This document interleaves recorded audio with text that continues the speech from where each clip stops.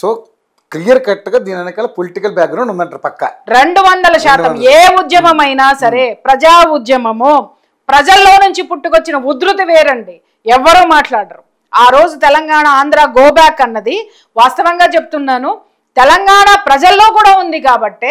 ఎందుకు అనంటే నిజంగానే మేము కోల్పోతున్నాము అనేటటువంటి ఆ అభద్రతా భావం వాళ్ళలో ఉంది, ఆ నిరాదరణకి వాళ్ళు గురయ్యామన్న ఫీలింగ్ జనంలో ఉంది కాబట్టి ఆ ఉద్యమం ద్వారా నాయకుడు బాగుపడ్డాడు, ఆ ఉద్యమం ప్రజలు సక్సెస్ చేశారు.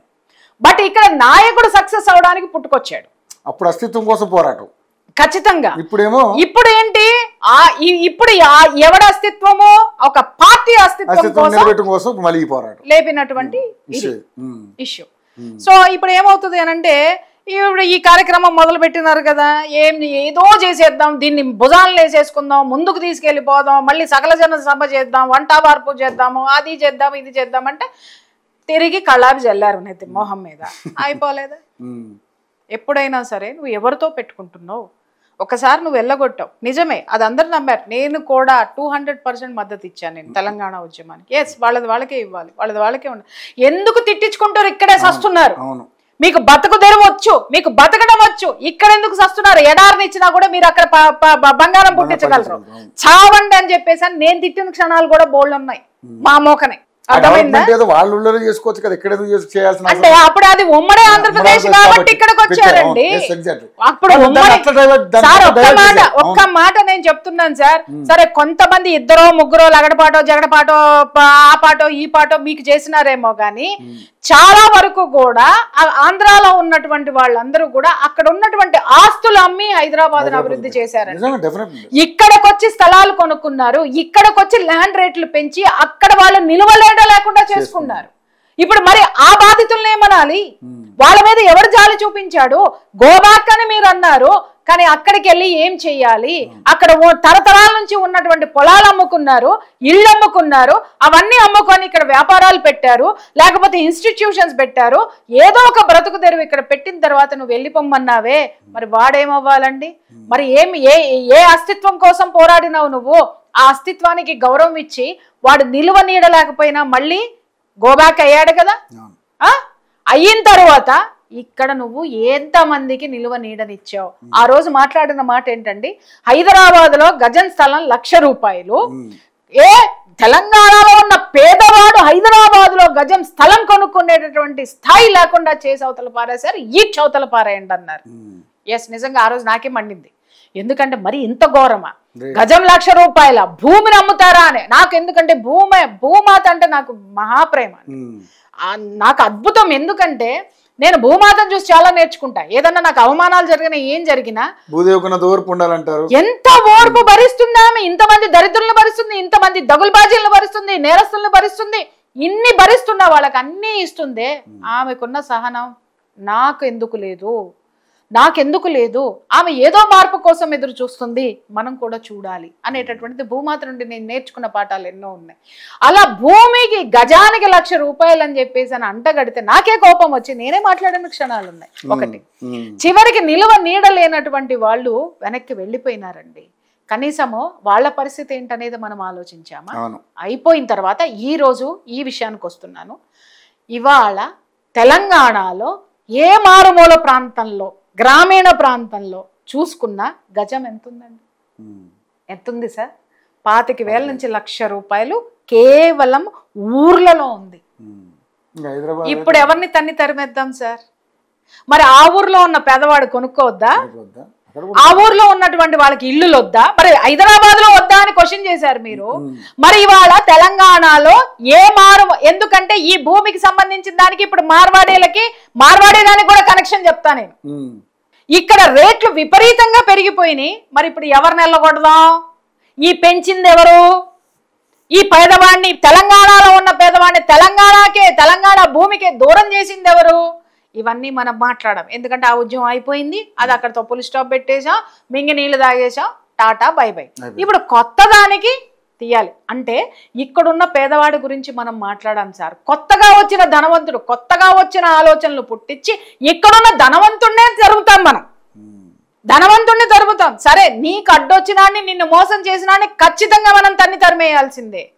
కానీ నీకు ఏ విధమైనటువంటి ఆ ఇది రాకుండా నీ సొంత లాభాల కోసం ఈ విధంగా ప్రతి ఒక్కళ్ళని కూడా ప్రాంతీయేతరులని చెప్పి స్వాభిమానం అని రెచ్చగొట్టి ప్రతి ఒక్కళ్ళని నువ్వు ఈ గ్రామం నుంచి ఈ ఊరు నుంచి ఈ రాష్ట్రం నుంచి తరిమేస్తే ఎవడు బతకాలా? నీ గవర్నమెంట్ ఎన్ని ఉద్యోగాలు ఇస్తుంది? ఎవరు పని కల్పించాలి? ఎవరు సంపదను సృష్టించాలి? ఈ రాష్ట్రము నువ్వు అడిగినటువంటి ఈ పేదవాడికి ప్రభుత్వం ప్రామిస్ చేసినటువంటి పథకాలని ఏ సొమ్ముతో ఇవ్వాలి? ఒక్క ధనవంతుడు ఉండొద్దు, ఒక్క పెట్టుబడిదారులు ఉండొద్దు, పేదవాడు ఉచిత పథకాలు అనేటటువంటిది ఈ రోజు పేదవాడు బ్రతకాలని మనం కొట్లాడుకునే ఆ పేదవాడికి డబ్బు ఇచ్చేవాడు ఎవడండి? మాట్లాడదామా కూర్చుని? వాదం ఏం మాట్లాడుతున్నారు? అరే మా చేతి వృత్తులు మాకు కాకుండా పోతున్నాయని కొత్త నినాదం. మొదటి రోజు ఏం మాట్లాడారండి? దళితుణ్ణి కొట్టారు, మా దళిత బిడ్డను కొడతారా అని టప్ప టప్ప వచ్చినాయి. అక్కడ విషయం ఏం జరిగింది? అందరూ మీద పడ్డారు. ఎస్, తప్పు జరిగినప్పుడు ఖచ్చితంగా ఖండిస్తాం. ఆ దళిత బిడ్డ ఏంటంటే ఒక ప్రాణం, అది ఎవరిదైనా ప్రాణం. ఖచ్చితంగా మనము ఆ వ్యక్తికి ఎవరైతే బాధితుడు ఉన్నాడో మనం అండగా నిలబడాలి. తప్పు చేసినాడు దవడ పగల కొట్టాల్సిందే. ఆ బార్వాడి అయినా, రెడ్ అయినా, రాజు అయినా, కమ్ అయినా, ఇంకొకళ్ళం అయినా సరే అది తప్పుని తప్పుగా ఖండించాలి.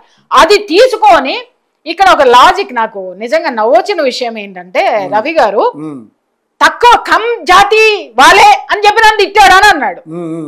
నేను ఇక్కడ ఒక ప్రశ్న అడుగుతున్నా, అంటే ఇప్పుడు మళ్ళీ కొత్త స్టోరీలు వెళ్ళేస్తారు. ఎందుకంటే ఈ జాతికి ఈ ఇజానికి స్టోరీలు వెళ్ళడంలో నంబర్ 1 కథా రచయితలు బోల్డ్ మంది ఉన్నారు ఈ నికృష్టమైనటువంటి ఇజంలో. అదే కదా నికృష్టులు వాళ్ళు. అయితే కమ్ జాతి వాళ్ళే అన్నాడు అని తిట్టాడండి, తక్కువ కులం అని చెప్పి తిట్టాడండి అని. ఏమండి అక్కడ ఇతను కస్టమర్ ఆ షాప్కి వెళ్ళాడో, షాపు ముందు పెట్టుకున్నాడు, ఆ షాప్ లో కూడా వెళ్ళాడో లేదో తెలియదు మనకి. అసలు ఆ వివరాల జోలికి ఏ జర్నలిస్ట్ పోలా, ఏ యూట్యూబర్ పోలా. తెలంగాణ బాగో, సారీ మార్వాడి బాగో, మార్వాడి హటావో, మార్వాడి దొక్క అసలు ఈ యాంకర్లు ఏమన్నా ఉందా? కొంచెమన్నా జ్ఞానం ఉందా?